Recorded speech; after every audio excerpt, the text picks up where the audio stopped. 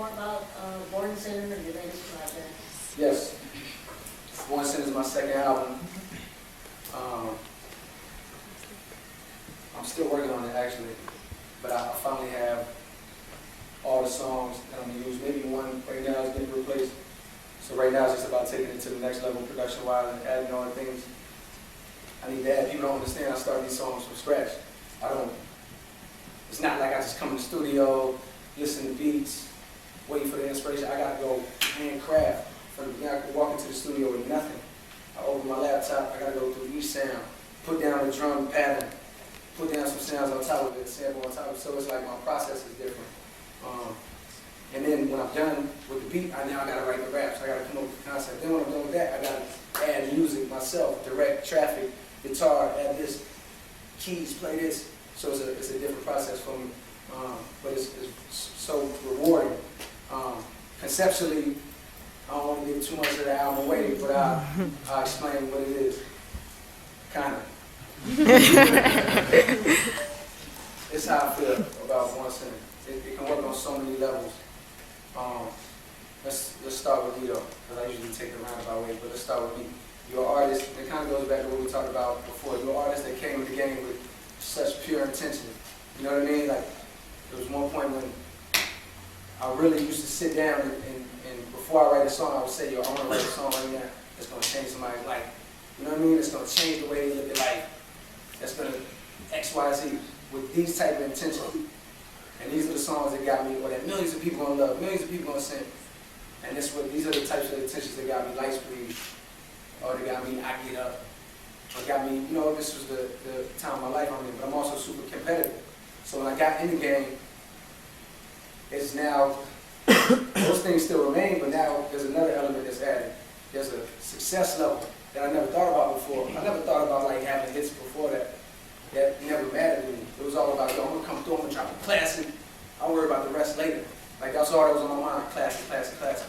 And then you get in the game, and now there's this new pressure, self-pressure and outside pressure to be successful, because I'm a competitor. I don't want to see Drake with all these hits and I ain't got no hits. You know what I mean? I want to walk in the club, they playing all these Drake and Lil Wayne records and Jay-Z and Kanye records, and I ain't got no records that they can play. That's not, you know, it's the same kid that used to be in the cyphers and used to want to crush people. So now there's a new thing added to my agenda. Now I want some hits. I'm on tour with Jay-Z, he's doing Big Pimpin'.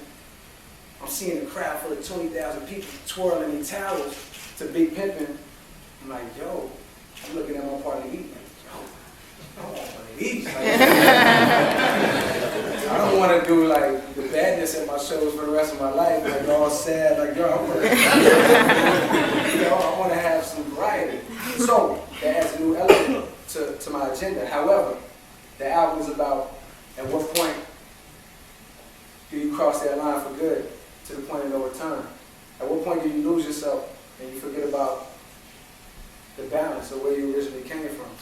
That's artistically. Let's talk about politically. I'm just a guy from Fayetteville, North Carolina.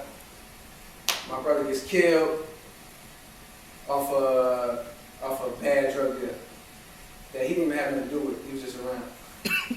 So I tell myself, it's not a real story, it's hypothetical. So I tell myself, you know what? I want to make sure nobody ever has to lose their brother again. Especially not in no drugs. You know, I'm going to be the mayor this time. I start out with great intentions for the community. This is a positive thing I'm doing. And I have great intentions, so I fight hard and I become the mayor.